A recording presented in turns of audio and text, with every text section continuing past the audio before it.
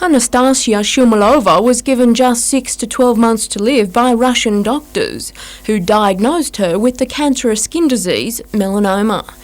But not content to let her daughter die, Mother Galina decided something must be done. She has found it through internet. She has found that in Australia it is possible to heal melanoma. She sold off her car, her jewellery and fur coat just to pay for the airfare to Australia to seek advice from doctors at Newcastle's melanoma unit. Anastasia has since had surgery, and while not all her pathology tests are back yet, she looks like making a full recovery. She has a very good chance of survival. Anastasia's surgeon, Dr. Bob Siller, says this case is testimony to the fact the Newcastle Melanoma Unit is a world leader in treating skin cancer. Certainly a credit to the unit, but this unit is a very significant unit on world standards. I'm very, very grateful to the doctor and the hospitals and the hospital staff for help, that they have helped me to cure my little girl. Tanya Carlisle, NBN News.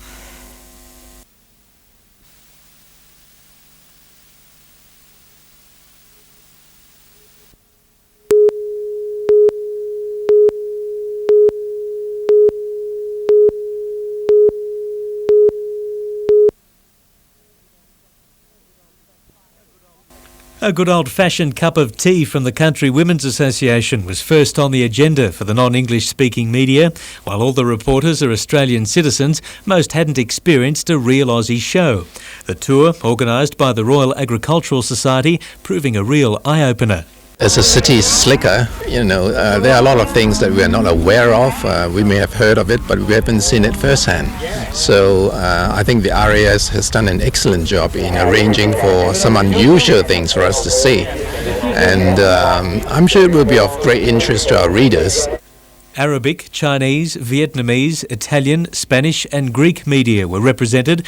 Old Bushies explained the intricacies of the ring events. We're very happy, and after that, most of us we come back to Sydney and we report in our radio, in our newspaper as well. The group was also shown other attractions in the area, each member leaving with a different impression. The people are lovely and friendly, good-looking men. So, Paul Lobb, NBN News.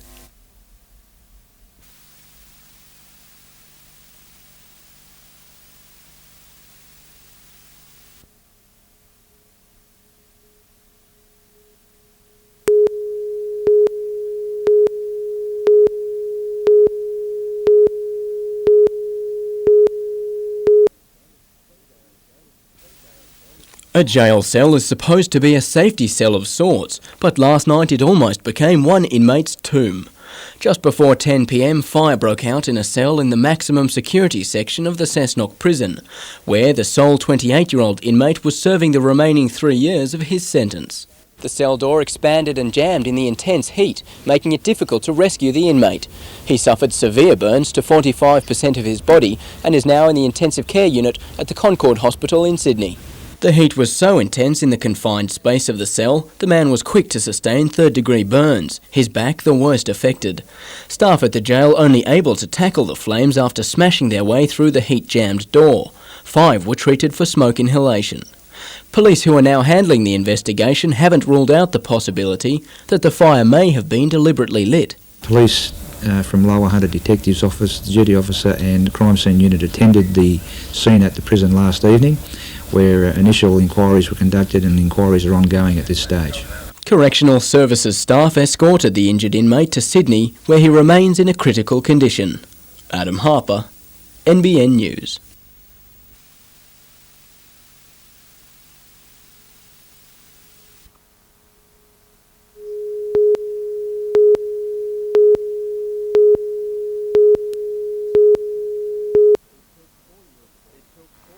It took 4 years of organisation, but finally someone put pen to paper to come up with a new design for ambulance officer clothing. And today in Newcastle, a preview of the actual uniform, which will be trialled for 6 months starting tomorrow. Ambulance officers determined the need to perhaps have a new uniform that was more practical and more durable and that was more visible, so as to ensure the safety of ambulance officers on the road. The uniforms are designed to replace both the day-to-day black and whites, which are familiar around the state, and the blue rescue overalls. Apart from allowing staff to be easily recognised as ambulance officers, the new clothes have added features like an all-weather design and optional knee pads. The trial period is for about 6 months. We actually will have 4 officers only in the Hunter that will be wearing it, but we'll be after public comment and other opinions from staff as to how they feel that is functioning. A number of other stations across the state will also be trialling the uniform. It's a chance to see if this is the new look officers are really after. Even if it gets the thumbs up, the rest of the ambulance services image will remain the same. Adam Harper, NBN News.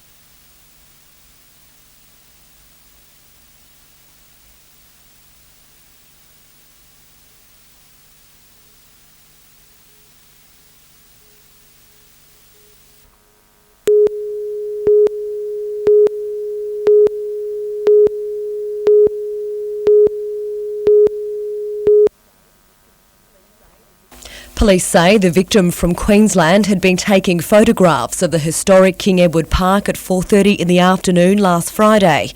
Minutes later, the 30-year-old tourist suffered a shocking attack in a nearby toilet block. He was set upon from behind by 2 males who have immediately put something over his head similar to a balaclava or a beanie. Now at that stage they've then sexually assaulted the man. The violent rape went on for 10 minutes. At one stage, a witness walked into the toilet block, the attackers telling him to leave, and he then fled. Police are asking this man contact them. The distressed victim has undergone tests at the John Hunter Hospital and is being counselled. The fact he was hooded means he can't describe the 2 assailants who stole his camera and $40 cash. At this stage it's still very difficult to try and find out a motive for the attack. Vanessa Trezise, NBN News.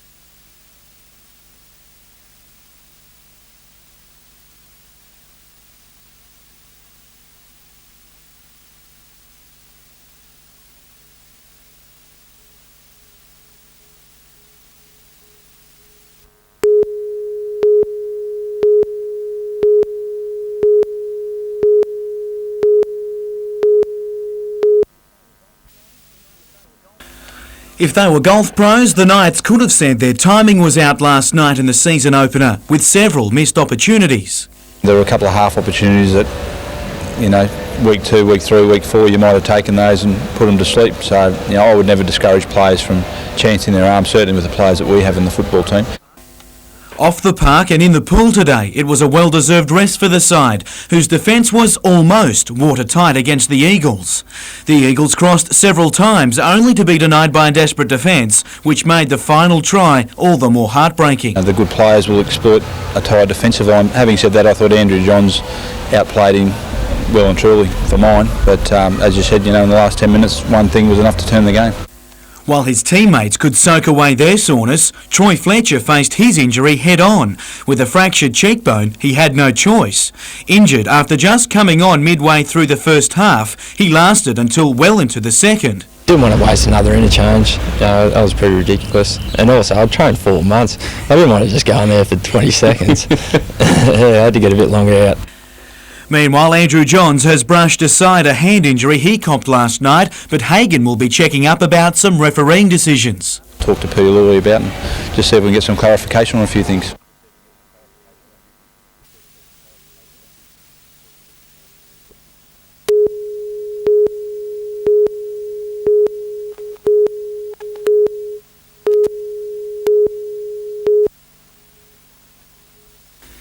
There's seemingly no stopping Jackie Munro at the moment. She's unbeaten in the National Grand Prix Series this season and doesn't look like slowing down. I want to get out there. I want to win every single Grand Prix, so hopefully I can continue the form that I've had.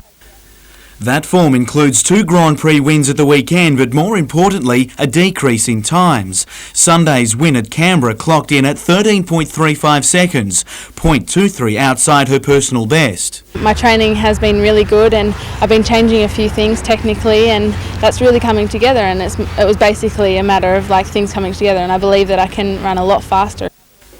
And she'll have to if she's to reach the World Championships in August, with a 13-second flat time, the mark required to earn a spot on the Aussie team. I just really want to get down to those times, whether I make it in the team. I mean, sure, it'd be great and it'd be a really good experience, but my main aim is to make it to 2002 Commonwealth Games.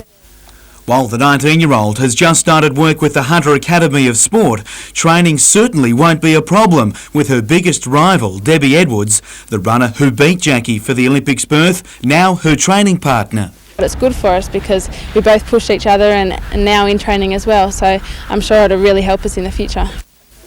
Jim Callanan, NBN News.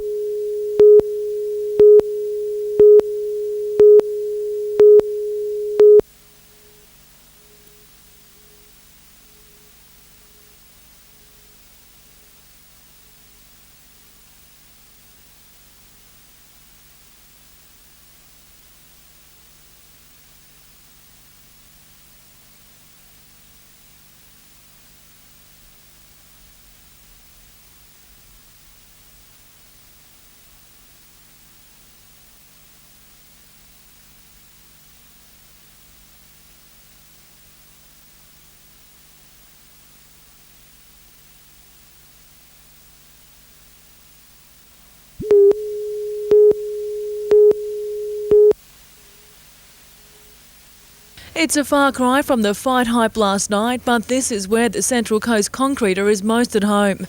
Life is back to normal and he couldn't be happier. I'm relieved, but I haven't got that sense of achievement that I wanted. But yeah, it was quite an ordeal going through it all. You know, happy that it's over, but pretty disappointed, pretty shattered that I didn't win. Crumbling under the pressure, Bajiro lasted 3 good rounds before Mundine asserted dominance in the ring. From there on, it was a punishing 2 rounds before the referee pulled the bout up early in the 6th. But that was the most shattering blow of all. Definitely, I would have kept going until they would have had to pick me up off the floor and drag me out. You know, I would have kept going until I collapsed. But the 32-year-old isn't making any excuses, and he's no stranger to losing the Australian title. He just hopes the Mundine machine now give him a shot at winning it back for a 3rd time. Oh, for me it is, definitely. I'd fight him again like that, but I don't think they need me. They don't need to fight me again, so I don't think it'd be plausible, but if they offered it to me, I'd jump on it. Mark's next quest, though, is a holiday before establishing a new gym for young coast boxers. Kylie Colvin, NBN News.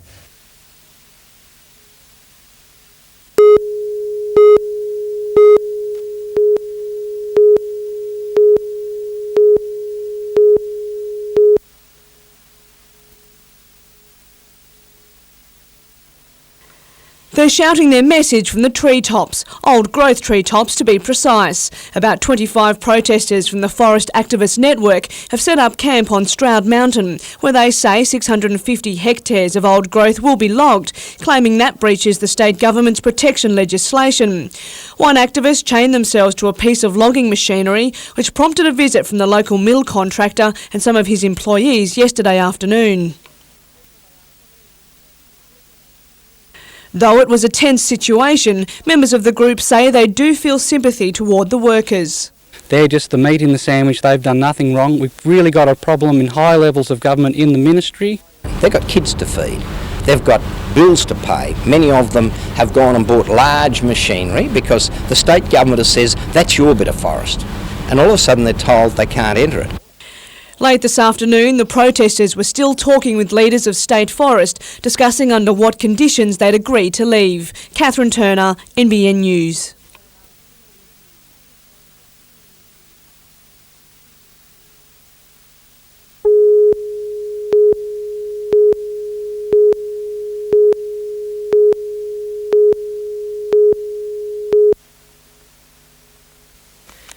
This is the bullet which came centimetres from hitting 19-year-old Jody Martin this morning, fired into the teenager's James Street home.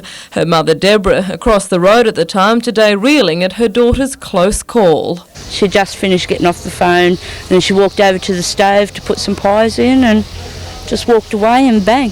Gosh, so she was very lucky. The shot is believed to have come from a .22 rifle, the high-powered weapon penetrating through the building and even severing a phone cord. This great big bullet comes straight through the back security door, through the kitchen, smashed the phone and straight through the bathroom.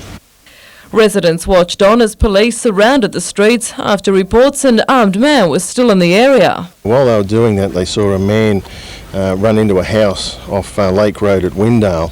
The man wouldn't acknowledge police were there in any way, and so therefore for the residents' safety we've cordoned off the area and attempted to start negotiations with the man. It paid off. Almost 3 hours later, the dramatic standoff ending peacefully when a man was located in the laundry of that house.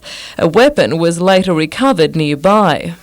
Police say crews from the State Protection Support Unit and negotiators played a critical part in getting the man to surrender himself. A 28-year-old man remains in police custody tonight, but Deborah Roos says the senseless incident is the final straw. Petrified. I don't want to stay here anymore, I want to get out. Helen Kapelos, NBN News, Late Edition.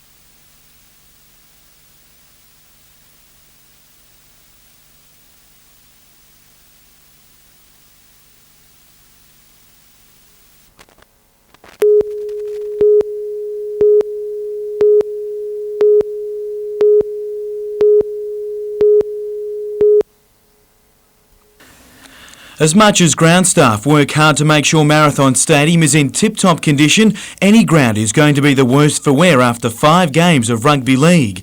United could only train on specific parts of the ground during the week, but they'll need to be everywhere tonight to stop the likes of Northern Spirit striker Ben Burgess. One of the league's leading goal scorers, he'll provide a real challenge for defenders like Todd McManus. He's a quality striker and I'll have to be on my toes.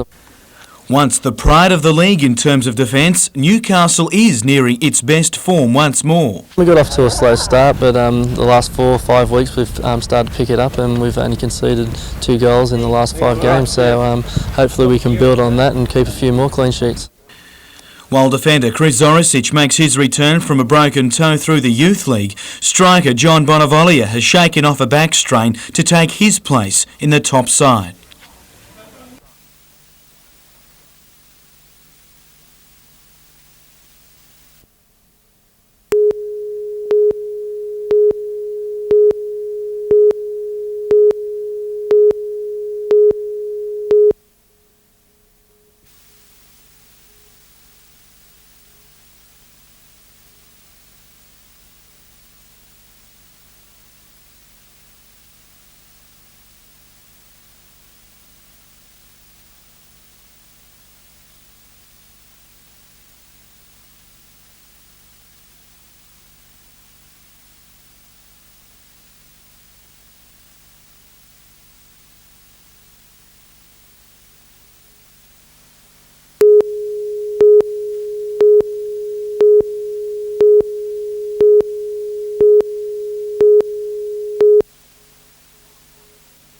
Thick fog covered the New England Highway at Beresfield early this morning, making driving conditions difficult and causing a tragedy.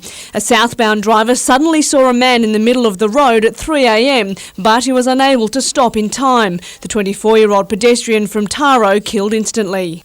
The driver of the vehicle has been interviewed and police have released him without any charges at this stage. Exactly 1 week ago, and just 3.5 kilometres down the highway, a 22-year-old Newcastle man was also struck by a car. He's still in the John Hunter Hospital in a serious condition. It's believed both pedestrians were intoxicated at the time of the accidents. I think that pedestrians need to be aware that it is a major road and that vehicles in that area could come upon them a lot quicker than what they may believe.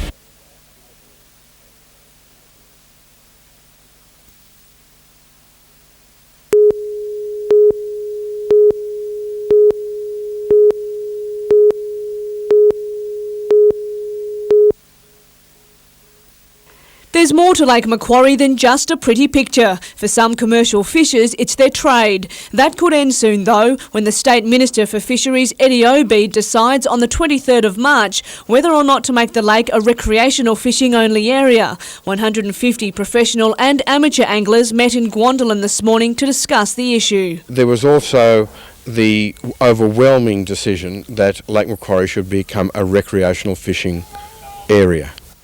Some commercial fishermen say they'll be out of a job if that happens. That's one of the costs of restructuring, but the government has offered a very, very generous redundancy package as a result.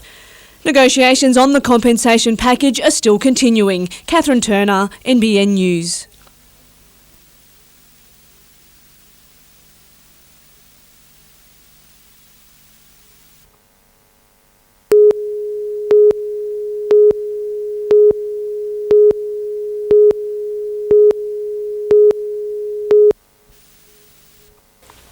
In sport, everything comes down to money and who has it. United know they have enough of it to please Soccer Australia's criteria for the revised 12-team competition next season. There's certainly a very strong focus on financial stability over the next 3 years, and Newcastle United are well placed in that regard. It's on to stage 2 for United in the application process, while clubs like the Eastern Pride, Canberra and Sydney United will be facing an uphill battle to make the final 12, but just who didn't satisfy Soccer Australia's financial conditions wasn't made public. Some clubs that haven't, I guess, made that first crucial step will be in grave doubt in terms of their participation in next year's revamped competition. Ultimately, the final decision of who's out will be made on April 2 by the new Soccer Australia board, which includes Northern New South Wales' Bill Walker. His position as a commissioner confirmed at the weekend. Newcastle, though, have more pressing concerns at home, with the issue of coach now rising on the agenda. Lee Sterry met with the club 3 weeks ago, but no more have been planned, with Graham reaffirming today Sterry will be judged on this season's performance alone. 10 senior players also come off contract, including Andy Harper and Bob Catlin.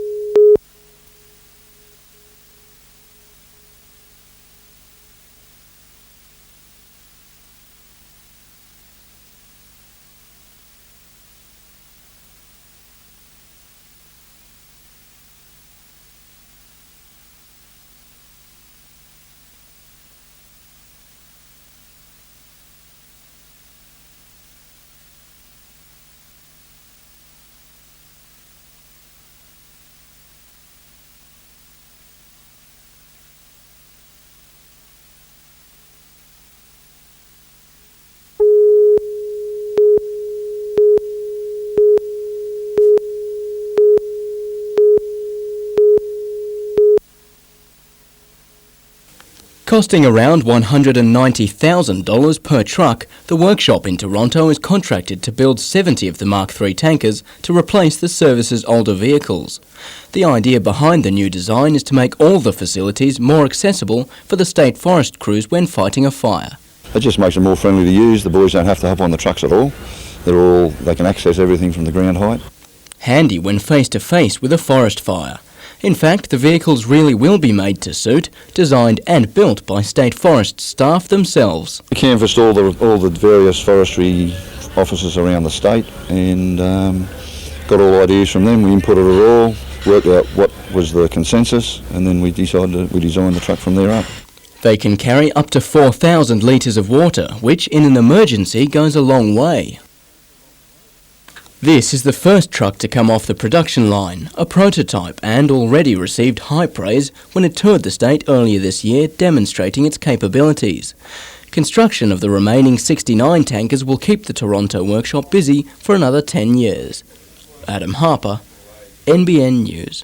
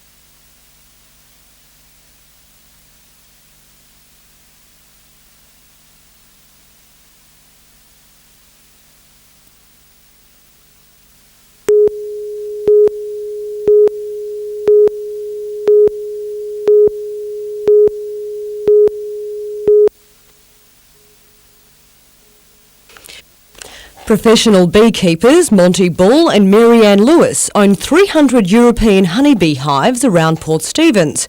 They sell the Nature's Best range from their roadside store at Saltash, but their livelihood is now in jeopardy after 6 million bees were stolen in one night from 50 hives. It's a very heavy blow because we're only just crawling basically. We've been building this business up for a couple of years and we're just at the point now where we're going to make a bit of money and this happened. The pair believe those responsible would have had experience handling bees and a truck for transport. They use cardboard boxes with a big funnel and they just shake the bees into the funnel, into the cardboard box, and then they just tape it over and put it on the truck. The Department of Agriculture says the theft of bees is not all that uncommon. Every year, massive numbers are exported to markets such as Japan, with seasonal demand starting there around this time of year. Millions of those bees suspected of being stolen, but proving it isn't easy because you can't exactly tell one bee from another. The missing bees would have created a 44-gallon drum of honey every 3 weeks for the couple, a yearly return of around $10,000. Suffice to say, what they'd like to see done to the thieves isn't exactly sweet. They need sitting on a bee on the top of a bee box without trousers on. Let's put it that way. Vanessa Trezise, NBN News.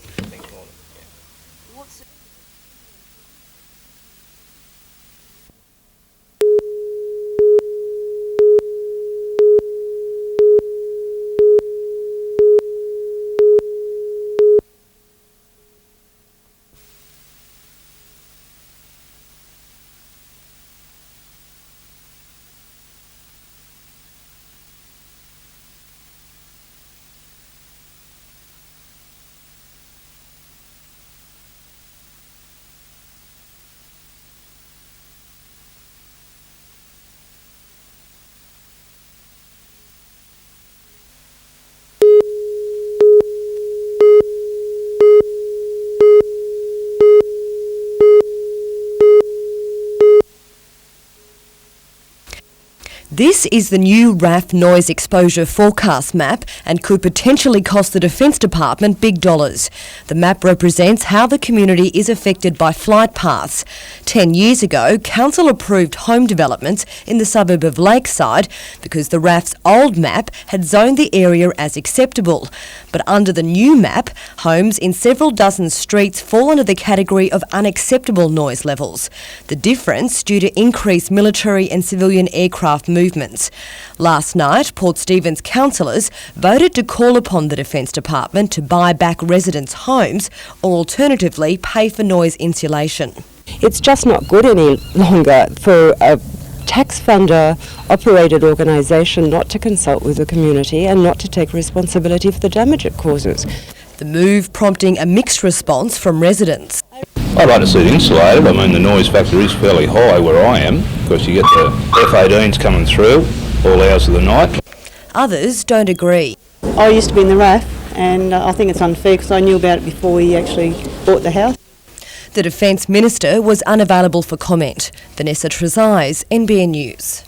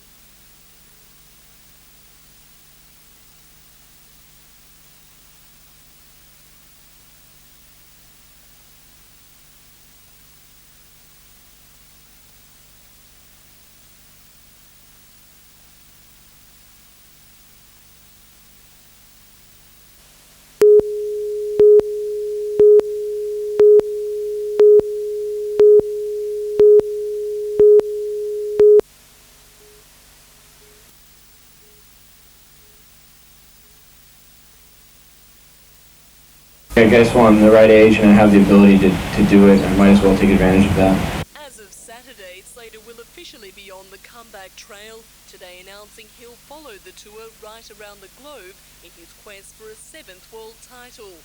Current world champion Sonny Garcia, his first round opponent in next week's WQS Quicksilver Pro event on the Gold Coast. Sonny and I have had a lot of grudge.